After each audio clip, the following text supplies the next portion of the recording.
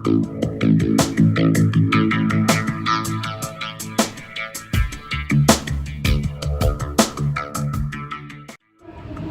लोगों ने ऐसा कहा कि बीजेपी के बहुत लोग कौन क्या कहता है सबका जवाब देने के लिए तो हम बैठे नहीं हैं। हम जो कर रहे हैं वो आपके सामने है। सर, मुसलमानों को लेकर चलने की बात कर रहे हैं और मुसलमानों के लीडर है जो मोहम्मद शहाबुद्दीन, मरहूम मोहम्मद शहाबुद्दीन के परिवार पे आप कुछ भी लेकर नहीं, मैं किसी भी परिवार पर टिप्पणी नहीं करता। मैं समाज की बात कर रहा हूँ, मैं किसी परिवार की परिवार पर टिप्पणी करता ही नहीं।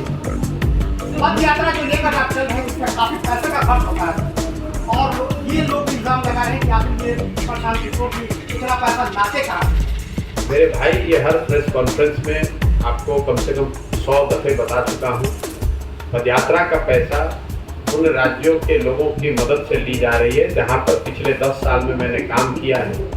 आज देश में 6 राज्यों में ऐसे लोगों की सरकार है जिनके सरकार में चुनकर आने में, बनने में हमने अपना कंधा लगाया है, तो उन लोगों से मदद ले रहे हैं। इसमें नई बात क्या है? इसमें 100 दफे इस बात को कह चुके हैं।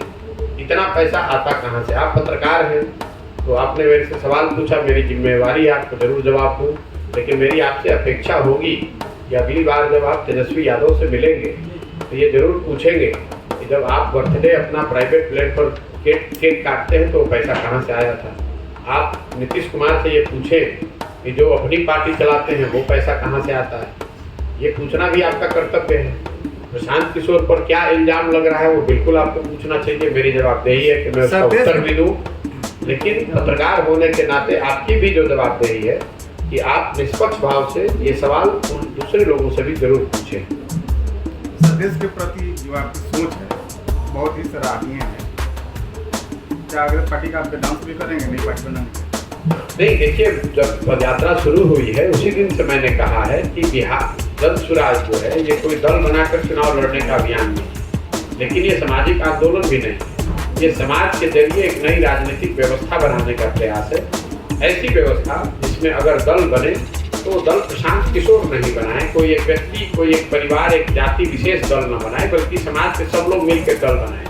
तो स्वाभाविक तौर पर अगर ये पूरा प्रयास हो रहा है वो इसीलिए हो रहा है कि एक सही तरीके से एक दल को बनाया जाए, सही लोगों के साथ बनाया जाए और सब लोग मिलकर बिहार को सुधारने के लिए प्रयास करें। हुसैनगंज प्रखंड से एक रहनुमा है मौलाना मजहर, उनके परिवार के लोगों का यहाँ अच्छा खासा हुआ है। क्या वो परिवार आपसे जुड़ा हुआ है? मजहरुल हक साहब के पूरा परिवार के लोग आज से नहीं 6 महीने से हमारे साथ चल रहे हैं। उनके जो ग्रेट ग्रैंडसन हैं वो तो रोज ही हमारे साथ चलते हैं। सर, जो भ्रष्टाचार, उनके घर गए हैं, उनके यूज करेंगे, अपना जॉब ले लेंगे, तो क्या प्रशांत किशोर युवाओं के लिए क्या कुछ करेंगे? मेरे भाई, हम ऐसी कोई वादा करते ही नहीं है जो कि हम ना कर सकें। मैंने ऐसा कहीं नहीं कहा है। जैसे जिस महागठबंधन की आपने बात कही है उसमें उसके नेता, आरजेडी के नेता तेजस्वी यादव ने ये कहा कि हम जब सरकार में आएंगे तो पहली कैबिनेट में ही 10 लाख लोगों को नौकरी दे देंगे। वो तो आज समाज के सामने है कि वो झूठ बोल रहे थे। उसके बाद माननीय मुख्यमंत्री नीतीश कुमार ने 15 अगस्त को कहा कि वो 10 लाख लोगों को नौकरी दे देंगे। मैंने खुली चुनौती दी हुई है, अगर ये दोनों लोग मिलकर भी 1 साल के अंदर 10 लाख लोगों को सरकारी नौकरी दे दें तो मैं ये पूरा अभियान उनके समर्थन में वापस ले लूँगा और उनके नाम का झंडा लेकर ढोऊँगा।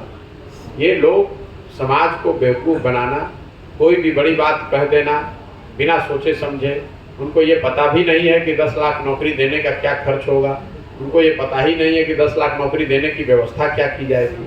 लेकिन गलती सिर्फ उनकी नहीं है, गलती उनकी नहीं जो झूठे वादे कर रहे हैं, गलती आपकी और हमारी भी है जो उस झूठे वादे को बिना जांचे परखे सही मानकर उस पर वोट कर रहे हैं।